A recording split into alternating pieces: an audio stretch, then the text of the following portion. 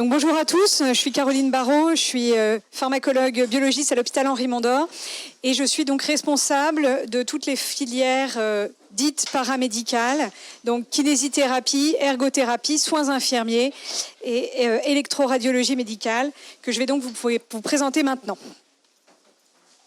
Alors on va commencer par la formation en soins infirmiers.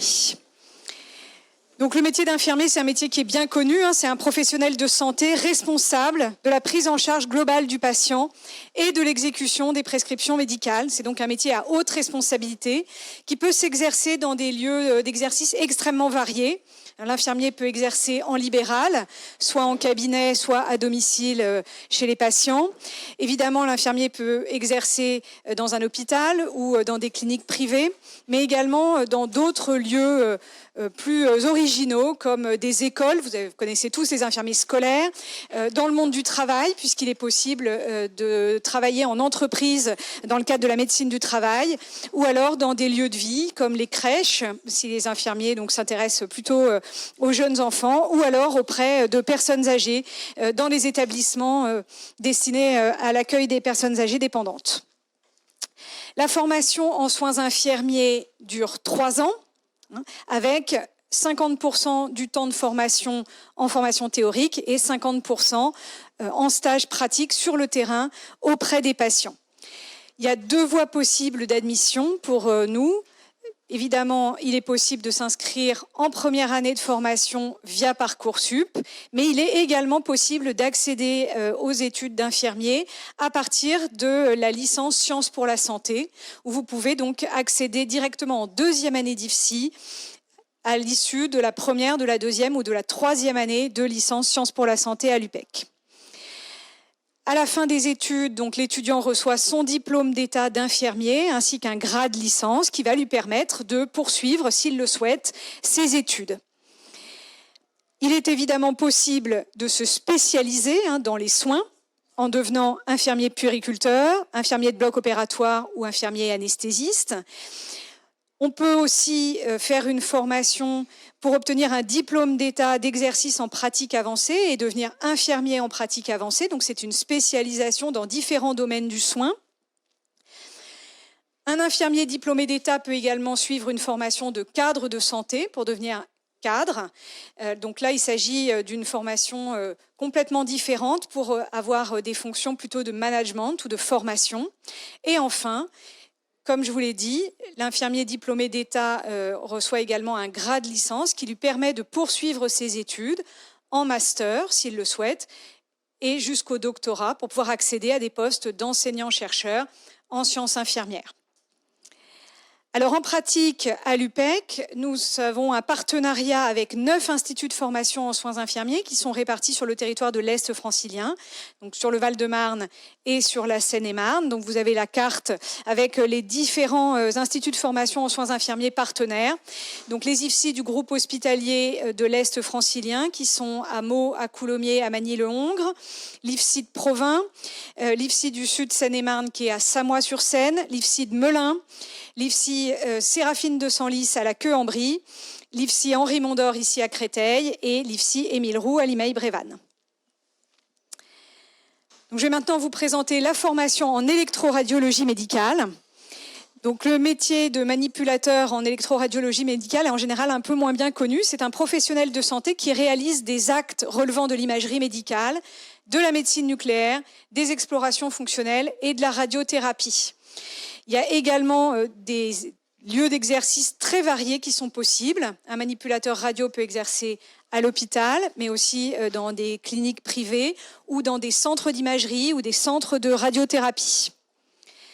La formation en électroradiologie médicale dure 3 ans, avec 50% du temps en formation théorique et 50% du temps en formation pratique, en stage, sur le terrain.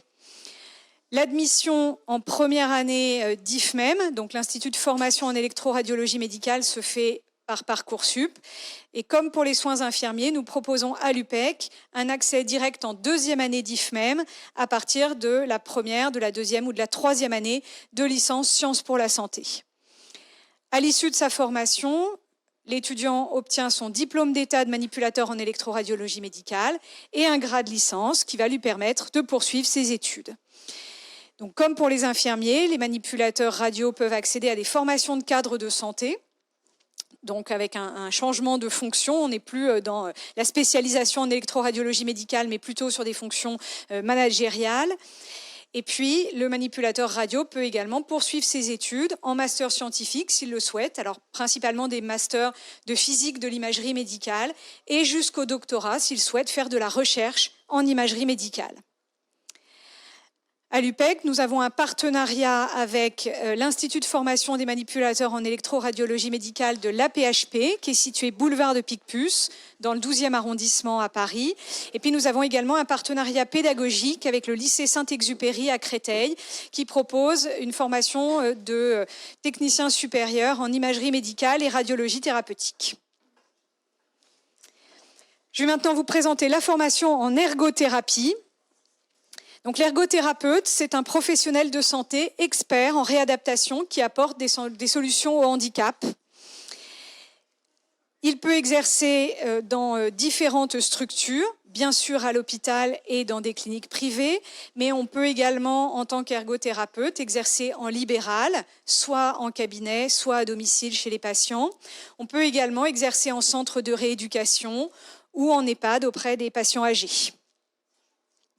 La formation en ergothérapie dure 3 ans, avec une grande partie de la formation qui s'effectue en stage sur le terrain.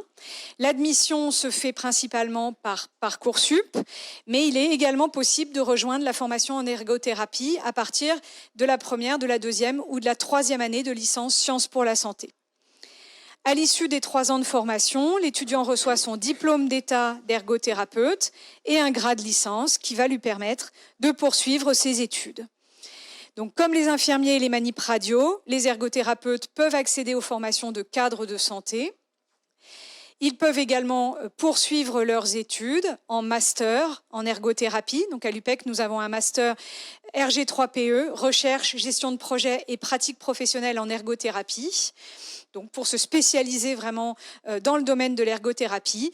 Et évidemment, il est possible pour les ergothérapeutes, à l'issue du master, de poursuivre leurs études en doctorat pour faire de la recherche en sciences de la réadaptation et pour accéder à des postes d'enseignants-chercheurs dans ce domaine. Donc en pratique, à l'UPEC, nous avons un institut de formation en ergothérapie qui est une structure de l'UPEC, qui est située à Créteil, au métro Créteil-Léchat, donc juste de l'autre côté. Et donc l'IFE de Créteil fait également sa journée porte ouverte aujourd'hui en distanciel. Donc si vous êtes intéressé, n'hésitez pas à vous renseigner sur cet institut de formation en ergothérapie. Et donc je termine avec la formation en kinésithérapie. Donc, le kinésithérapeute, c'est un professionnel de santé assurant la rééducation des patients. C'est donc un spécialiste du traitement des troubles du mouvement ou de la motricité. Les lieux d'exercice sont extrêmement variés. Le kinésithérapeute peut exercer à l'hôpital, bien sûr, dans des cliniques privées, dans des établissements thermaux, en libéral, évidemment, en cabinet ou dans des centres de rééducation.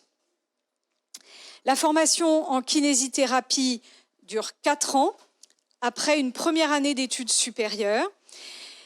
Et il y a évidemment, comme pour toutes les professions paramédicales, une grande quantité de stages possibles sur le terrain auprès des patients. Donc chez nous, à l'UPEC, la formation en kinésithérapie est accessible à partir de la licence Sciences pour la santé et il est possible de candidater à 3 reprises à l'issue de la première année ou de la deuxième année ou de la troisième année de licence Sciences pour la santé. Il est également possible de candidater à partir des licences accès santé de l'UPEC. Et donc pour vous donner une idée du nombre de places. Pour la licence Sciences pour la santé, nous avons cette année 130 places en kinésithérapie au total pour la licence Sciences pour la santé et pour les licences accès santé disciplinaires pour l'année universitaire 2023-2024. À l'issue donc de ces 4 années d'études en kinésithérapie, l'étudiant reçoit son diplôme d'état de masseur kinésithérapeute ainsi qu'un grade master qui va lui permettre de poursuivre ses études. Donc le kinésithérapeute peut accéder à des formations de cadre de santé. Et il peut également poursuivre ses études en master. Donc, par exemple, le master activité physique adaptée et santé que nous avons à l'UPEC, mais on peut candidater dans plein d'autres disciplines de master. Et évidemment, il est possible de poursuivre les études jusqu'au doctorat pour faire de la recherche en sciences de la rééducation et accéder à des postes d'enseignants-chercheurs en sciences de la rééducation. Donc à l'UPEC, nous avons un institut universitaire de kinésithérapie qui est situé à Fontainebleau, qui est un institut de l'UPEC, qui fait également donc sa journée porte ouverte en présentiel sur le site de Fontainebleau aujourd'hui. Et vous avez des étudiants de l'IUK qui sont ici et qui peuvent répondre à vos questions si nécessaire. Et puis nous avons un partenariat avec un certain nombre d'écoles de kinésithérapie en Île-de-France. Donc 2 écoles publiques, l'Ancre Saint-Maurice et l'IFMK de la PHP, qui est situé donc à Paris dans le 13e arrondissement. Et puis, nous avons également des places en convention avec différentes écoles privées. L'école de kinésithérapie de Paris, l'EKP, qui est située à Paris dans le 12e arrondissement. L'IFMK EFOM, qui est situé à Paris dans le 15e arrondissement. L'IFMK Assas, qui est situé à Paris dans le 15e. L'IFMK du Cerf, qui est situé à Saint-Denis. L'IFMK de l'Est francilien, qui est situé à Meaux, et l'IFMK Saint-Michel, qui est à Paris dans le 15e arrondissement. Nous avons plusieurs représentants de ces différentes écoles qui sont ici aujourd'hui pour la journée porte ouverte, donc n'hésitez pas à aller leur poser toutes vos questions si vous le souhaitez. Voilà, je vous remercie pour votre attention et je suis à votre disposition si vous avez des questions.